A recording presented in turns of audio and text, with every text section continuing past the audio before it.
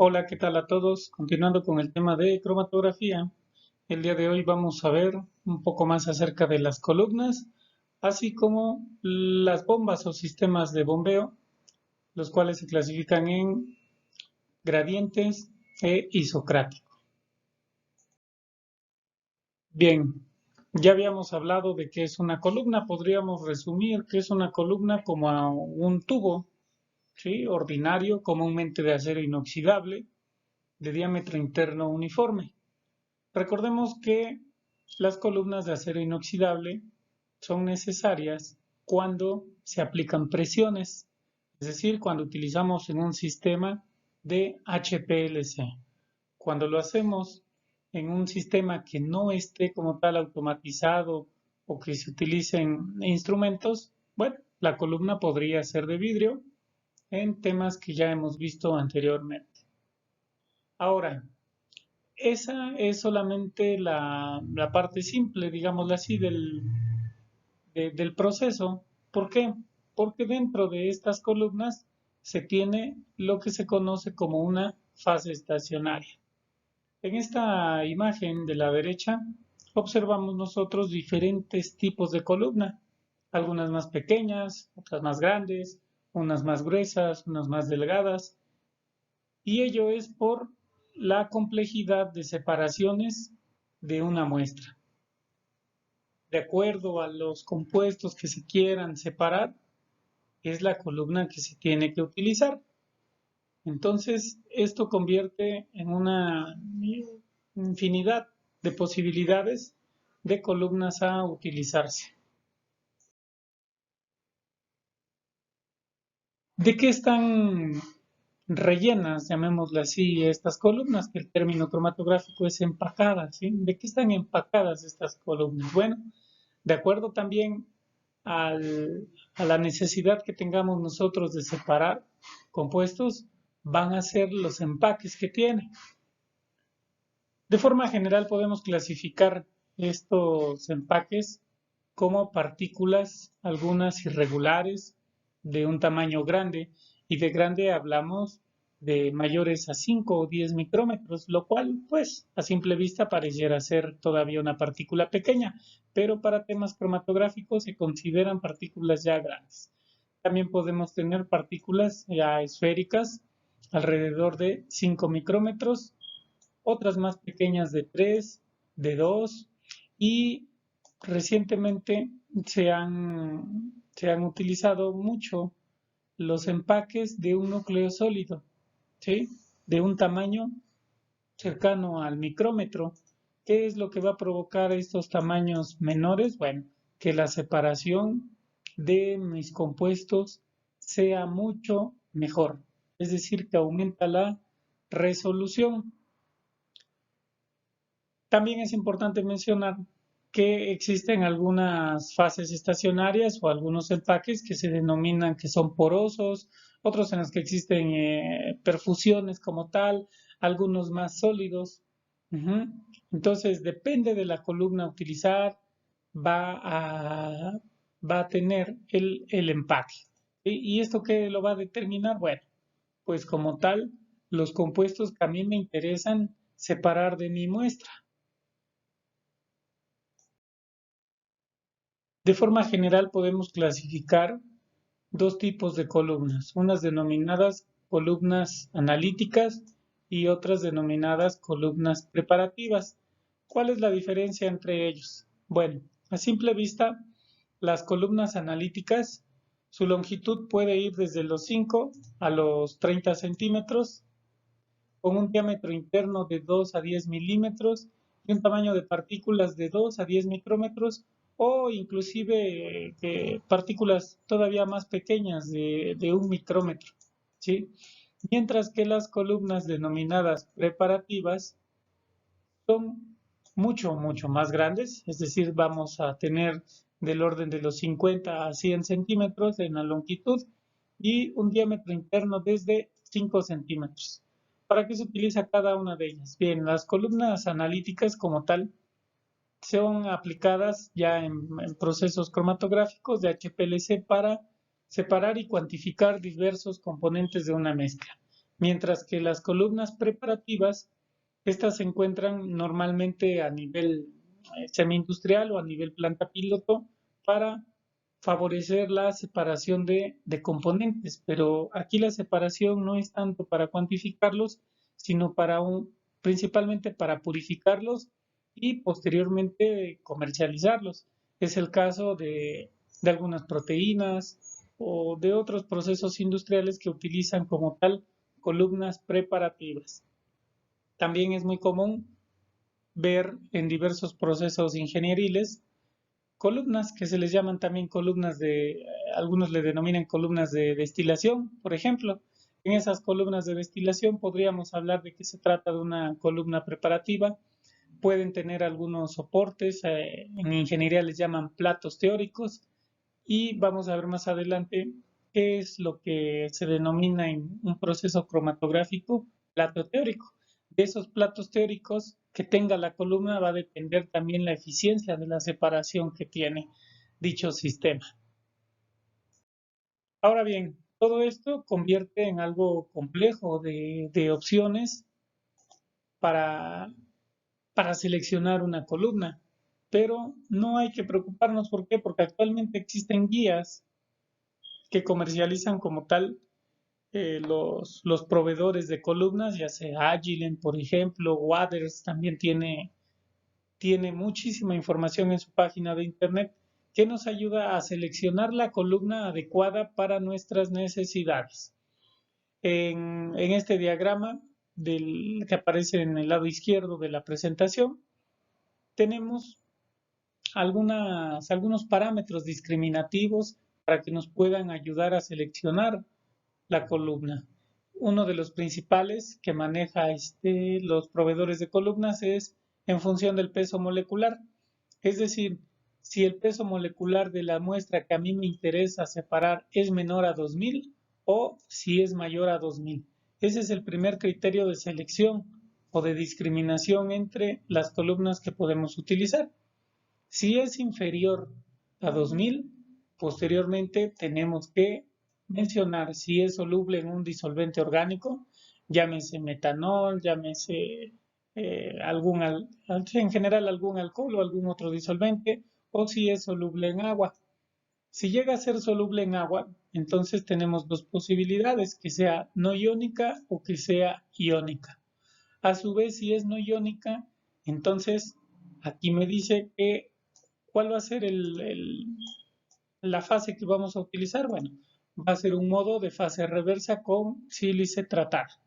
Y este material, bueno, es de un manual como tal de Waters, en el cual dice ve a la página 19 y entonces tendríamos que ir a esa página para ver todas las posibilidades que existen de columnas modo fase reversa con sílice tratada. Otro ejemplo es si es soluble en agua, pero que sea iónica. Entonces, aquí tenemos que utilizar un modo en fase reversa, con una fase ligada, utilizando una ionización controlada, o utilizando un par iónico, o también se puede utilizar fase reversa con sílice sin tratar. Y ahí nos menciona este libro o este manual, la página en la cual se debería de consultar para seleccionar la columna. También si es un modo de intercambio iónico como tal. Bien, otro ejemplo, si nuestra muestra como tal es soluble en un disolvente orgánico, me indica qué disolvente orgánico, si es de naturaleza no polar, como por ejemplo en el hexano. También podría ser soluble en metanol o mezclas de metanol acetonitrilo con agua. O también podría ser soluble en un tetrahidrofurano, que es otro disolvente. Dependiendo en qué sea soluble mi muestra, va a ser la columna o el modo de la cromatografía que tenemos que utilizar y evidentemente ello va a determinar también el tipo de columna que vamos a utilizar. Si llegase a ser soluble en hexano, tenemos que utilizar un modo de fase normal. Esto lo vimos en presentaciones anteriores. Con sílice sin tratar o también en fase normal con sílice tratada. Bien. Si es soluble, por ejemplo, en tetrahidrofurano, nuestra muestra, entonces vamos a utilizar el modo de permeación en gel. Para moléculas pequeñas estamos hablando y definimos molécula pequeña como aquella que tiene menor de 2000 unidades de masa atómica de peso molecular. Por el contrario, si mi muestra o mis compuestos de interés tienen un peso molecular mayor a 2000, de igual manera tenemos que conocer nosotros en qué es soluble. Si es soluble en un disolvente orgánico, entonces se tiene que utilizar una cromatografía en gel permeable. Si si es soluble en agua, bueno, entonces tenemos tres posibilidades de realizar una cromatografía en filtración en gel, un modo de intercambio iónico con material de poro ancho o un modo de fase reversa con material también de poro ancho. Y bueno, este manual nos indica ahí en qué página viene cada una de las columnas que se van a utilizar. Es importante mencionar que las columnas cromatográficas para HPLC no, la gran mayoría de ellas no son económicas. Han disminuido los costos en comparación con años anteriores, pero bueno, es una inversión que se tiene que realizar para todos estos sistemas cromatográficos. Ahora bien, dejando ya de lado un poco las columnas, porque esas van a depender de la necesidad que nosotros tengamos para separar los componentes. Otro componente principal o de los principales que tiene un sistema de HPLC es el conocido como el sistema de bombeo. Recordemos que como tal, el aplicar presiones a las columnas es lo que originó la cromatografía líquida de alta presión en primer momento, ¿sí? Y entonces es evidente que necesitamos nosotros un sistema de bombeo que genere como tal esas presiones dentro de la columna. En esta figura que observamos acá, es un sistema de bombeo común que existe en los cromatógrafos. Necesitan cumplir con ciertos requisitos estos sistemas de bombeo para poderse utilizar. Los 5 principales requisitos son la generación de presiones altas, y altas nos referimos encima de o por arriba de 400 kilogramos por centímetro cuadrado. Una característica también que debe de tener un flujo, un sistema de bombeo, es que debe de tener un flujo libre de pulsaciones. Sí, su nombre nos lo indica como tal. Si llegásemos a tener como tal pulsos, ¿sí?, del disolvente, pues nosotros no vamos a tener un proceso eficiente de separación. También que sea capaz de darnos un intervalo de caudales entre 0.1 hasta 10 mililitros por minuto. Es importante que un sistema de bombeo cumpla con estas características, además de tener un control y reproducibilidad como tal de ese caudal. Y bueno, evidentemente que los componentes que utiliza ese sistema de bombeo sean resistentes a la corrosión. Normalmente se utilizan juntas de acero inoxidable o de teflón. ¿Cómo es que se efectúa este bombeo dentro de la columna o dentro de todo el sistema de HPLC? Bien, en primer lugar, nosotros vamos a tener un dispositivo eléctrico como tal, uh-huh, que actúa sobre el pistón, que este pistón entra en una cámara en la cual se halla la fase móvil. Esta parte como tal, ¿sí?, le vamos a llamar la cámara, y la cual el pistón va a entrar. ¿Para qué? Para comprimir el disolvente que se va a encontrar en esta parte, ¿sí? Esta simula ser la entrada del disolvente como tal. Llega a esa cámara y dentro de esa cámara el pistón va a generar una presión, uh-huh, ¿sí?, y va a permitir el paso de, de ese disolvente, de esa fase móvil, hacia la columna, pero ya no a presión, llamémosla así, normal, sino ya con la presión que nosotros hayamos establecido. Es importante mencionar que dentro de un sistema cromatográfico uno establece la presión que requieren de la fase móvil. El flujo deseado como tal se mide y alcanza en función del número de, no se llama acá, ¿no? De emboladas por unidad de tiempo, es decir, de cuántas veces el pistón ingresó a la cámara para aplicar presión sobre el disolvente. Dice que incorporan un dispositivo electrónico de medida y de control de la presión del sistema en el que el usuario va a establecer un límite máximo de presión. Uno también por seguridad, cuando está realizando aplicaciones o separaciones cromatográficas, de los principales puntos de seguridad es el bombeo, ¿sí? Uno establece como tal el límite máximo de la presión y ese límite máximo de la presión va a estar establecido principalmente por la bomba que estamos utilizando. Es importante mencionar que las altas presiones que generan estas bombas de HPLC, pues como tal no van a generar un riesgo de explosión. Muchas veces nos dicen, ¿no? Puede explotar, no, como tal no puede explotar una bomba, ¿sí? ¿Debido a qué? Bueno, cuestiones básicas, ¿no? A que los líquidos que se encuentran dentro de la cámara, pues tienen una compresibilidad muy baja, como cualquier líquido, ¿sí? Entonces es muy complicado que una bomba defectuosa llegue a explotar. Pero lo que sí puede ocurrir es que se rompa como tal uno de los componentes, principalmente van a ser los sellos que tienen estas bombas, y ello que va a provocar, bueno, pues una pérdida del disolvente. Y si nuestro disolvente que estamos utilizando es de naturaleza flamable, ¿sí?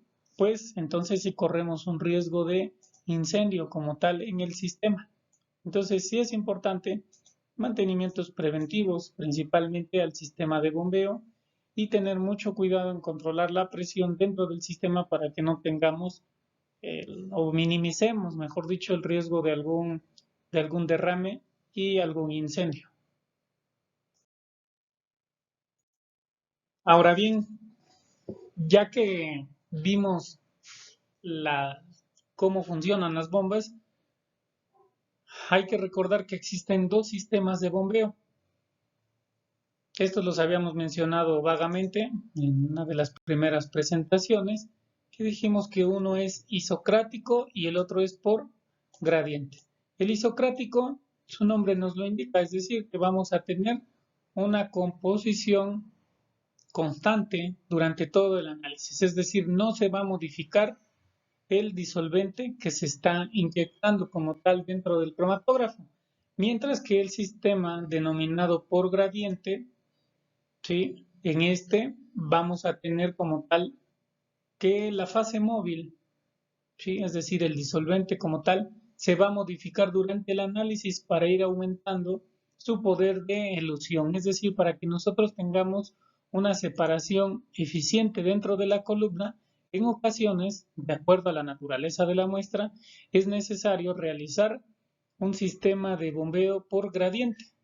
En esta tablita observamos acá los tiempos en los cuales van aumentando y uno le va indicando al equipo como tal qué, qué disolvente o qué fase móvil es la que va a inyectar en cada uno de los tiempos, así como el flujo al que tiene que inyectar. En este caso, 1.2 mililitros por minuto, y que se inyecten como tal mezclas de metanol agua o solo metanol. ¿Para qué se realiza estos sistemas de gradiente? Bien, son dos razones principales por las cuales se utilizan. Uno de ellos es porque me va a ayudar a separar mezclas complejas con diversos compuestos de polaridad diferente. Acá en la figura de la izquierda, en esta, observamos el fenómeno que les acabo de mencionar. Si ustedes observan, en este eje tenemos como tal el gradiente del metanol a utilizar, desde 0 hasta 100%. Tenemos el tiempo, que puede estar determinado por horas, minutos, principalmente. ¿Y qué es lo que observamos acá? Separación de 4 componentes: el ácido oleico, el oleato de metilo, la dioleína y la trioleína. Bien, cada uno de ellos con diferentes polaridades. Ahora, Esta línea punteada como tal acá es la que me indica cómo se va modificando el gradiente del disolvente a utilizar, en este caso metanol, y gracias a ello es que me permite separar como tal los componentes dentro de la mezcla. Observamos que cuando utilizamos un gradiente mayor de metanol, bueno, tenemos la separación como tal del oleato de metilo. Cuando disminuye esta, esta concentración, este gradiente de metanol, nos va a ser posible separar o eluir como tal la dioleína, que es otro compuesto, y todo ello gracias a las diferentes polaridades que tienen los compuestos en la mezcla, y es por ello que se va modificando el disolvente o se va utilizando un gradiente para modificar la polaridad y que esto favorezca la separación de los componentes precisamente de diferente polaridad en una mezcla. Otra de las razones por las cuales se utiliza este gradiente, nos menciona la literatura, es para reducir el tiempo total de análisis y para eliminar las denominadas colas de los picos. ¿A qué se le llama cola en un pico? Bueno, en esta figura nosotros tenemos una señal utilizando un sistema de bombeo isocrático y un sistema de bombeo por gradiente. ¿Qué observamos en el pico, principalmente en el pico número 3 y en el pico número 4? Como si estuvieran arrastrándose esos picos. Es decir, se llama en cromatografía, están coleando. Es decir, que sale como tal una cola de este pico, a diferencia de cuando utilizamos un sistema por gradiente en el cual observamos, aquí estoy marcándoles con rojo, en el que no existe como tal ese fenómeno de coleo de los picos, y esto es muy valorado debido a la resolución de los cromatogramas y lo cual nos va a repercutir en tener una cuantificación adecuada. Ahora bien, ya tenemos como tal, ya vimos la columna, vimos las bombas y luego, bueno, también es importante mencionar cómo se inyecta una muestra. Existen dos métodos para poder inyectar una muestra dentro de la columna. Uno de ellos es el manual y el otro es el automatizado. En el manual, su nombre nos lo está indicando, normalmente se utilizan jeringas, ¿sí? Algunas de ellas o la gran mayoría son jeringas de vidrio con capacidad para medir microlitros, ¿sí? 5, 6, 10 microlitros.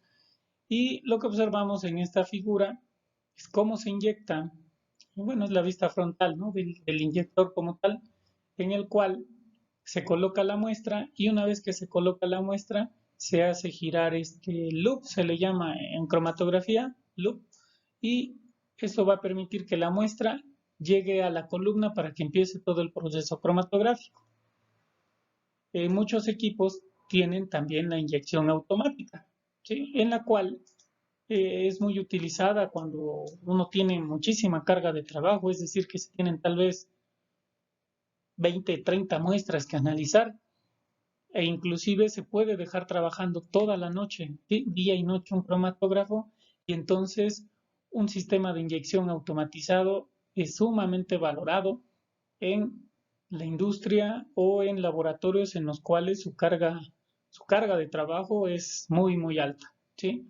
El sistema manual, pues evidentemente, uno tiene que estar presente en cada inyección de la muestra, mientras que en el automatizado esto no es necesario.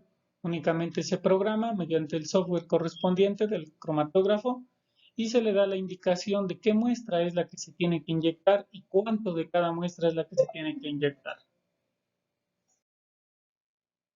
Para finalizar, les voy a poner un pequeño video de lo que es un sistema automatizado como tal de inyección de muestras. Algunos le llaman un automuestreador también.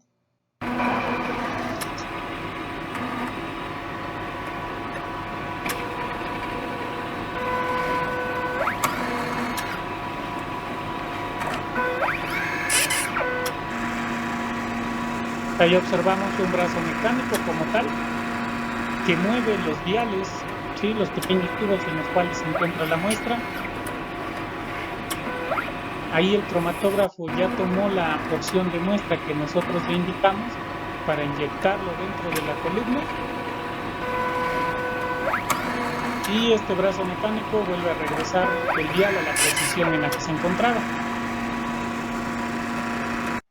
Y así, una vez que termina de analizarse ese compuesto o esa muestra, el cromatógrafo va a tener la instrucción de que realice la segunda inyección de la muestra o la muestra siguiente, y así hasta prácticamente la automatización de la cromatografía ha avanzado muchísimo, en la cual se puede dejar una serie o una secuencia para análisis de 100 muestras sin que uno esté presente. Evidentemente, por seguridad y por calidad también de las determinaciones, se tiene que dar uno, pues digámoslo así, ¿no? Estar pendiente o darse una vuelta, ¿no? Cada cierto tiempo para ver cómo van las corridas cromatográficas y no existe algún problema de instrumentación. Bien, pues hasta acá terminamos esta parte de la cromatografía, en la cual vimos los sistemas de inyección, de bombeo y las columnas que se utilizan normalmente en cromatografía de líquidos de alta resolución. Si tienen alguna duda, por favor dejen en los comentarios o pueden hacérmela llegar también por correo. Hasta luego.